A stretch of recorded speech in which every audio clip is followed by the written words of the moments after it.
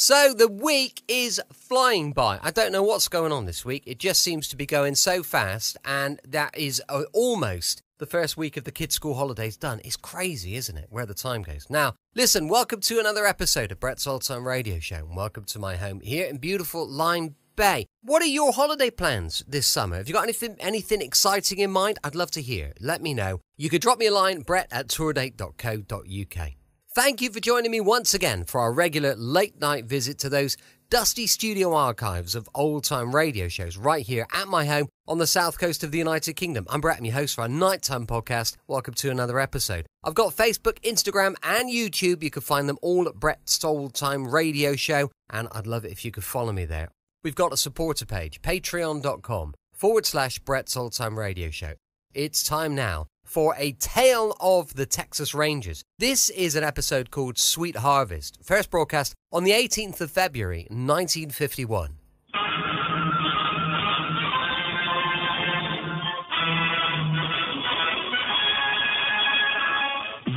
Tales of the Texas Rangers, starring Joel McRae as Ranger Jace Pearson. Texas, more than 260,000 square miles, and 50 men who make up the most famous and oldest law enforcement body in North America.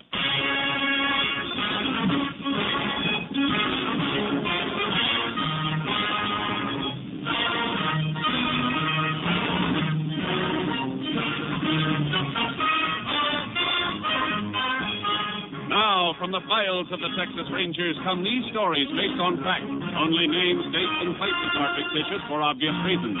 The events themselves are a matter of record.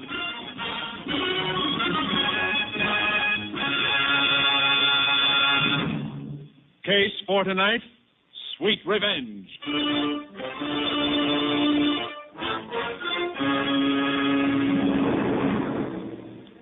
It is 6:30 p.m., March 13th, 1944, at the ranch house of Judd Wilkins. It is raining heavily as Judd and Alva Briggs from a neighboring ranch finish their dinner. Yeah, rain's sure coming down, Judd. Yeah. You're welcome to stay the night here if you want to, Alva. Oh, no thanks. I got to get back to my own place tonight. Told the kid who's been doing my chores over there for the last 3 days I'd meet him in the morning to pay him. I sure appreciate you helping me and Billings vaccinate the cattle. I'm planning on doing the same for you at your place when you're ready. I'll be ready in a couple of days, I reckon. Hey, a wind must have blown open the... Hello, Judd. Blake. Yeah. Hello, Alva. Yeah. Well, you don't seem none too happy to see me either, Judd. Well, no, it's just... It's a big surprise you popping up this way after 2 years, boy. Of course I'm glad to see you. You're my brother, ain't you? Oh, yeah, Alva. Where's Callie? What? You heard me, Blake. Where's my daughter? Well, didn't you hear? Yeah, what? Callie and me, we split up, Alva. Split up? Yeah, in Dallas. I thought you knew. You get her to run away with you, and then when you're through with her, you toss her to one side? Alva, no, that ain't true. That ain't the way of it. Why, you... Alva, let go of me! Cut it out! Cut it out! Take your hands off, Blake! Stop me now! Blake Wilkins, if you wasn't your par's boy, walk away from me from now on. Judd? Yeah? How come Alva didn't know about Callie and me? Well, you see, Blake... I can understand Callie not wanting to write Alva about it, but I wrote here to Pa right after we split up. I told him the whole story in that letter. Callie was just using me to get away from home. She left me as soon as she found somebody else who could do her more good. I told all that in my letter to Pa. He and Alva was friends and neighbors. Now, how come Alva didn't know? Pa died last month, Blake. Yeah, I know. That's why I come home, Judd. I ran into a fellow in Lubbock the other day who told me. But Pa wasn't dead when I wrote that letter. I told him I was sorry about everything, that I wanted to come back home if he wanted me to. But I never heard from him, Judd. Why not? Blake, you're making me say something I don't want to say. Even though you and I are only half-brothers, I've always felt toward you like... What are you getting at, Judd? Well, hearing about you and Callie splitting up just now makes me feel pretty bad. It was part my fault. You mean because you encouraged me to run away with her? Yeah. You come to me asking advice. I told you on the QT I figured you had a right to your own life, but I sure didn't know it was going to turn Pa against you like it did. Turn him against me? Judd, I want to know what happened to that letter that I wrote Pa. All right, Blake. Pa wouldn't even open your letter, just threw it away. He what? Said he never wanted to see you or hear from you again. Well, Judd, It just doesn't sound like Pa. He just wouldn't say a thing like that about me. I know, boy. It's hard to believe. You and he always used to be so close. Of course, you was his own son. I wasn't, so it's natural for things to be Judd, that are you way. sure that Pa got my letter? Why, of course. I just told you, Blake. All right. What did Pa say in his will? Well, now, everything's taken care of, Blake. I want to know how it's taken care of, Judd. Will's in town. And go in as soon as we can. I'll show it to you. You got a pleasant surprise coming, kid. You know, it's sure going to be good having you home. You come at a good time, too. We need another hand here, and I'm not sure Al will ever be back to help after tonight. But having you back again, everything's going to be fine from now on. I'm not so sure. What do you mean? Alva, the way he feels about me. I don't like things like that. Oh. Well, don't you worry about Alvin and Blake. He get over it. You know, I think I'll take a horse and ride across to Alva's place. Tonight? Yeah. See if I can get things straightened out with him. Afterwards, I could stay on at the shack the rest of the night. It's about halfway. That way I'd be out there to lend you a hand in the morning. Is there bedding and food out at the shack? Yeah, plenty of it. Okay, Blake, if you want to go. But if Alva don't listen to reason, don't you argue with him. And don't be afraid of him. He won't harm you as long as I'm alive and kicking. Yes, sir, Blake. I'll take care of you from now on.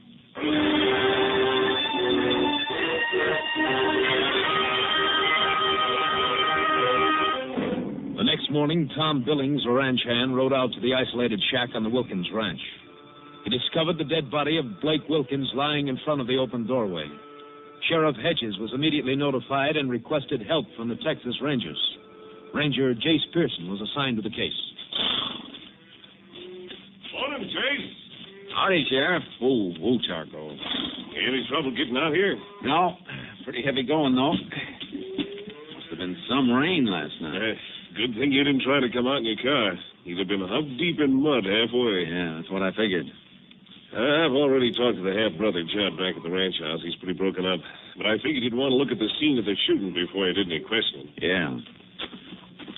You find anything, Sheriff? Yeah, a couple of things. They left the body right where it was, though. Medical examiner's on his way out. Whose horse is that in the corral? I figure it's the one Blake Wilkins rode out here last night. Followed the tracks out here, just one set of them. Any footprints around? Well, couldn't see any. A lot of gravel, rocks around. Yeah. Okay, let's take a look at the body.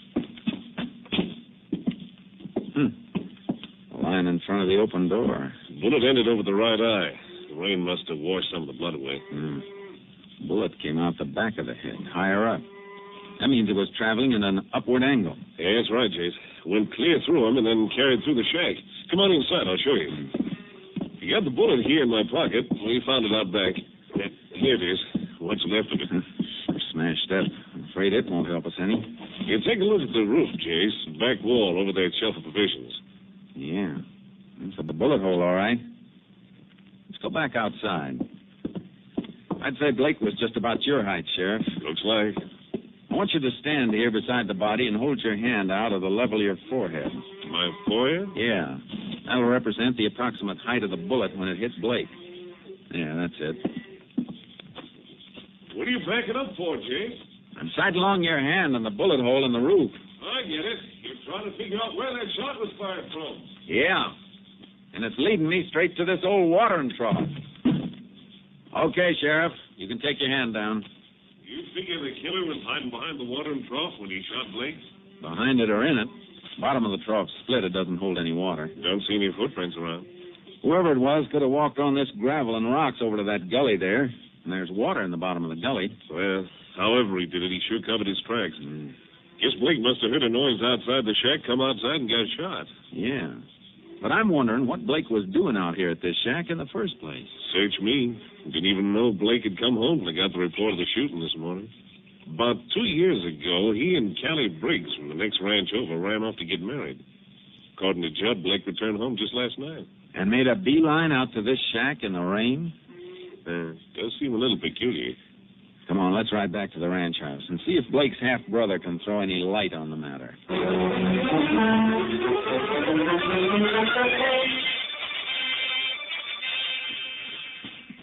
No doubt about it, Jace. That horse at the shack is the one Blake rode out there last night. It backtracked the hoof marks all the way here to the ranch house. Yeah, it's just one set of prints, all right. Well, we thought it was heavy going for our horses this morning.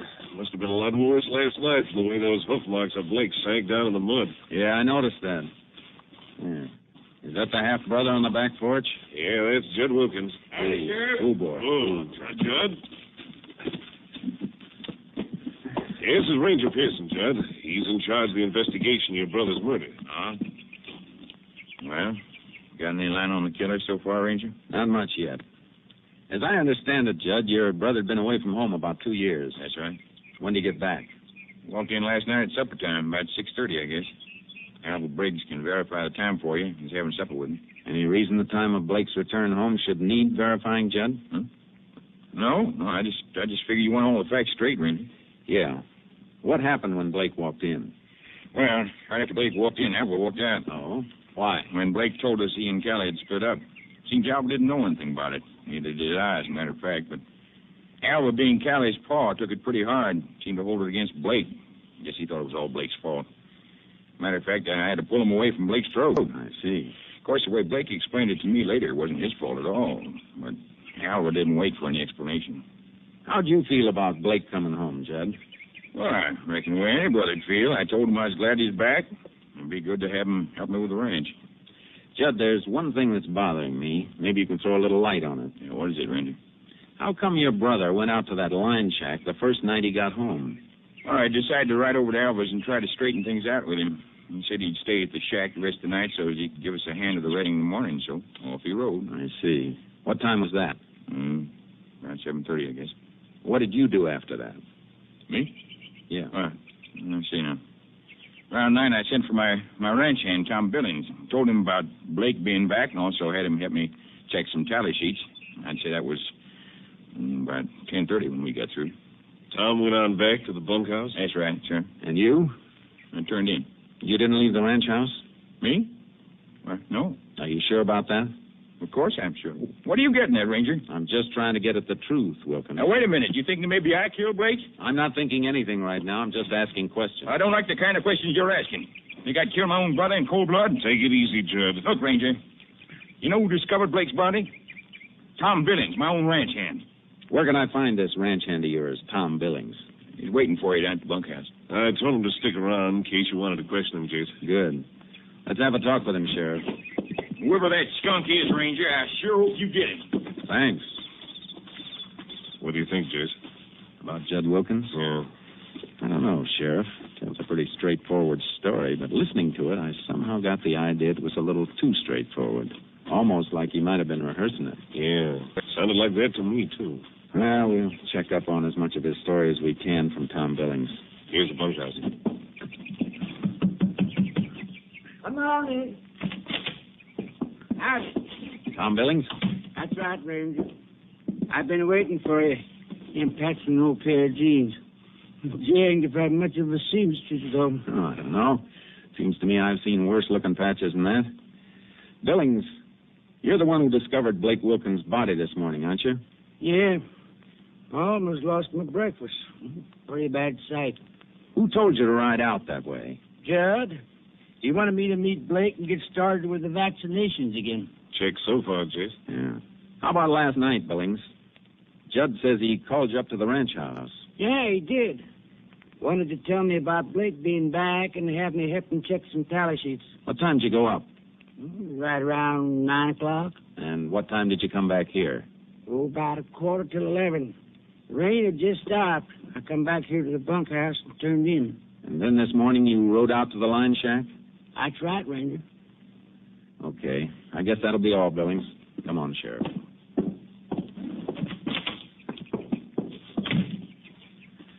Well, one thing sure, Chase. Judd's time last night is accounted for from 9 till about 11:15. Yeah. Of course, we don't know how much that means until they've completed the autopsy and can tell us the time of death. Yeah. You know, there's another angle to this case you could probably stand looking into. What you're going to say, Sheriff. Alva Briggs. Yeah. According to Judd, Alva was pretty mad at Blake last night when he found out Blake and Callie had split up. We're going to look into that angle right now, Sheriff. Let's take a run over to the Briggs Ranch and have a talk with Alva. See if we can find out just how mad he was at Blake Wilkins.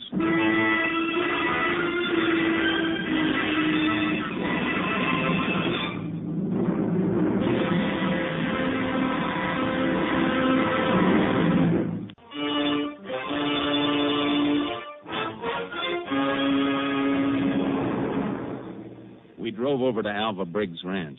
We could see from a distance that his car wasn't in the shed. Then as we got closer, we noticed a kid sitting on the front porch.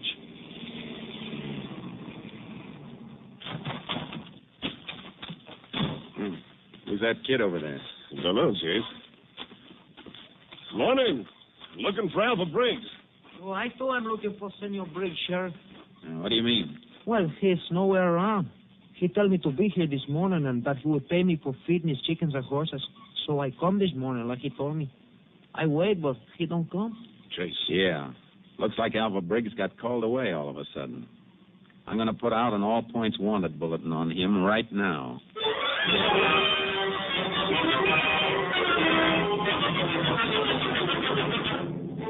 Checking in town, I learned that Alva Briggs had caught the Dallas bus that morning. I notified Company B. 4 hours later, Briggs was picked up at the Continental Trailways Depot in Dallas by Ranger C.B. Wade, who brought him back to Sheriff Hedges' office. After a brief talk with Ranger Wade out in the hall, I came back into the room. I'd like to know the meaning of this, Ranger. We'd like to know why you suddenly decided to take a trip, Mr. Briggs. I reckon that's my business. You're wrong about that. It's our business, too. The way it looks right now, you get mad at Blake Wilkins, he turns up dead, and you leave town. But I didn't even know about Blake being killed till that other ranger picked me up getting off the bus in Dallas. I still want to know why you took off from your ranch this morning. All right. Last night, Blake told me he and my daughter Callie had split up in Dallas. It come as a bad shock. So this morning, I decided to head for Dallas, see if I could locate Callie and find out what happened. Get her to come back home with me if she would. I see. You left the Wilkins ranch about 6:30 last night. That's right. Where'd you go? Home. You stay home the rest of the night? Yeah. Any way of proving that, Alva? I guess not. I live alone. Ranger, I didn't kill Blake Wilkins, and sure, I felt like it for a second or two when he told me about him and Callie, but thinking about it later, I got over it. Guess when a couple splits up, it ain't ever completely one person's fault. I didn't kill him. If you didn't, you'll want to cooperate then. Cooperate? I'm asking you to postpone your trip to Dallas. I want you to keep yourself real handy until this investigation's wound up. All right, Ranger. You'll find me at my ranch. He's got him out of last night, Jace. No, he hasn't. There are a couple of things that make me doubt that he killed Blake. What are they?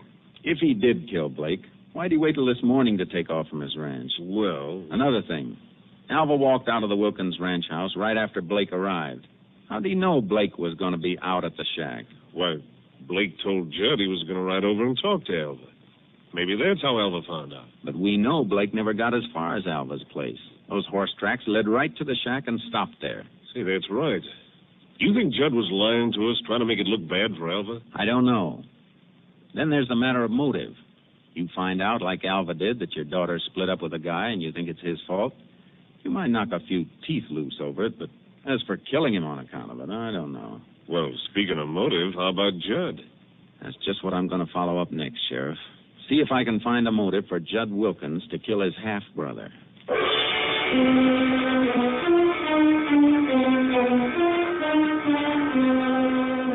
I checked into the background of the Wilkins family and found out about several instances of friction between the brothers. But Judd had always been envious of Blake. That started me thinking about the father's death and his will. The executor of the estate was a lawyer named Sam Farris. Sheriff and I dropped in to see him at his office. Yes, Ranger. The will's in probate, but I'm very familiar with the terms and provisions of it. What are they? It was a sort of a peculiar will. I told old man Wilkins at the time he made it that it might not stand up in court. I had him change it a little, but I'm still not sure it's valid. Of course, it doesn't matter much now, Blake being dead. Incidentally, I suppose you questioned Judd about the shooting? Yeah, I have, Mr. Farris. Why do you ask? Because of the way the will read. Oh? Just how does it read? If Blake returned home of his own accord any time during the probate period, the land, the buildings, and the stock were his. Chase? That's very interesting, Mr. Farris. What provision was made for Judd? He was to get 25% of the profits from the ranch, and if Blake didn't show up before the probate period was up, Judd would get the whole thing. I tried to talk old man Wilkins into setting it up as a trust fund. Boiling it down then, Mr. Farris, if Blake came back of his own accord, the place was his, and Judd, in effect, would be working for him. Well, that's about the size of it. Well, Chase, that should do it, all right. We know Judd was always envious of Blake, so now up pops Blake to take the ranch away from him. Yeah, there's our motive, all right. Mr. Ferris, you got a copy of that will? Yes, but I'm afraid I couldn't turn over my copy to you, Ranger. Okay, we'll look over the original at the courthouse, Sheriff. I want to study that will.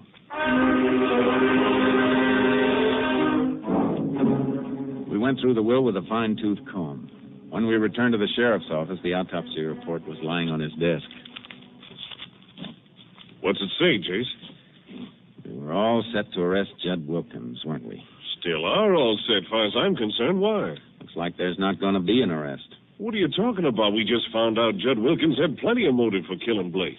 Sheriff, all the motive in the world doesn't do us any good when the facts are against us. You still can't be in two places at once. I don't follow you, Chase. Look, Tom Billings told us he was with Judd at the ranch house the night of the shooting, from about 9 until 11:15. That's right. Wait a minute. You mean that autopsy report? Blake Wilkins was killed at a shack 6 miles from the ranch house. And according to this report, the time of death was somewhere between 9 and 9:30. Well, Chase, there goes our case against Judd, then. Right smoke.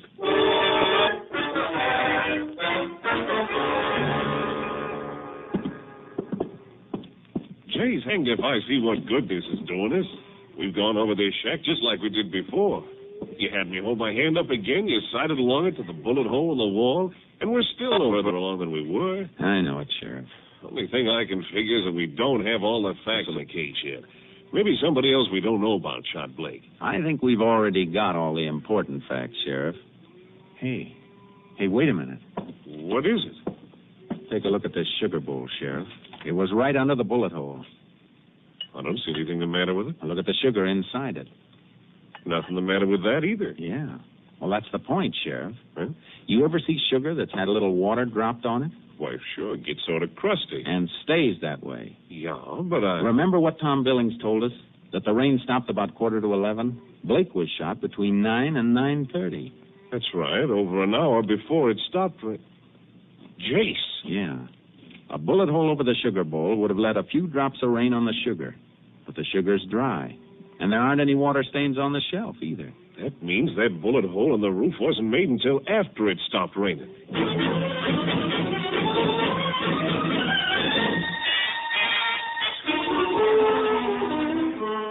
We headed for the ranch house.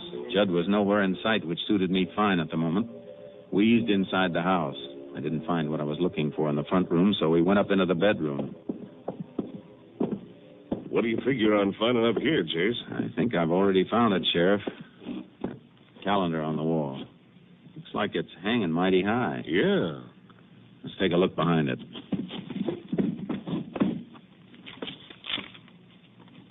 A bullet hole in the wall? Yeah. I got my knife here. I'll dig around it. Yeah, it's in here, all right. Yeah. Here you are, Sheriff. A slug. Well, I'll be. You see?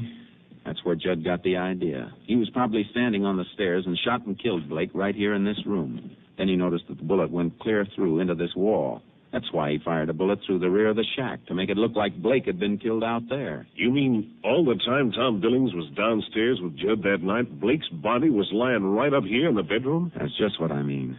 Judd must have shot Blake around 9 o'clock, then called Billings over to the house right afterward as a cover. Then after Billings left at 11:15, Judd cleaned up the room and took the body out to the shack on horseback. I heard the door close. Nobody down there in the living room. Come on, Sheriff. Reckon Judd could have come in without us hearing him? Maybe. Take a look in the kitchen. Yeah, the kitchen's empty, too. Let's look out the back door. There he is, Chase, running for the car shed. Come on. Judd! Hold it! Stop where you are! Hey, he ducked around the corner of the car shed. Corral's back there. He might be trying for a horse. We'll see as soon as we get around this corner. Freeze! Take cover, Sheriff. Shot came from the bunkhouse. Probably ducked in there to get a gun. Judd! This won't do you any good. Come on out of there. He's gone plumb crazy trying to shoot it out with both of us. Judd! I'll give you just 1 minute to come out of that bunkhouse with your hands in the air. You want me to come in here and get me, Ranger? I don't have to, Judd. I'm going to send for you.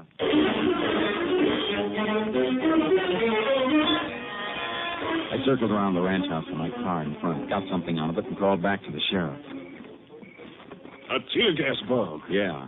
This is your last chance, Judd. Here's my answer, Ranger. Okay. Here's mine. Come on, Sheriff. Let's ease up closer. You'll be coming out of that door any minute now. Tear gas. Ranger, you... I'll take this side of this door, Sheriff. You take the other. I can't see. I can't see. I'll take that gun. Oh, my eyes. Yeah, they'll clear up. You're under arrest, Judd. You had a pretty neat scheme figured out, Judd. But you got tripped up by a little bowl of sugar. Sugar? Yeah. I'll bet you'll hate that word sugar for the rest of your life. You know, Sheriff, I got a strong hunch that isn't going to be very long.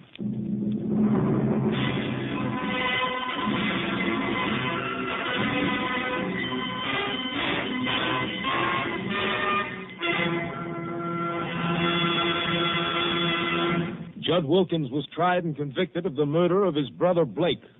On the morning of June 16, 1945, in the state penitentiary at Huntsville, he was executed in the electric chair.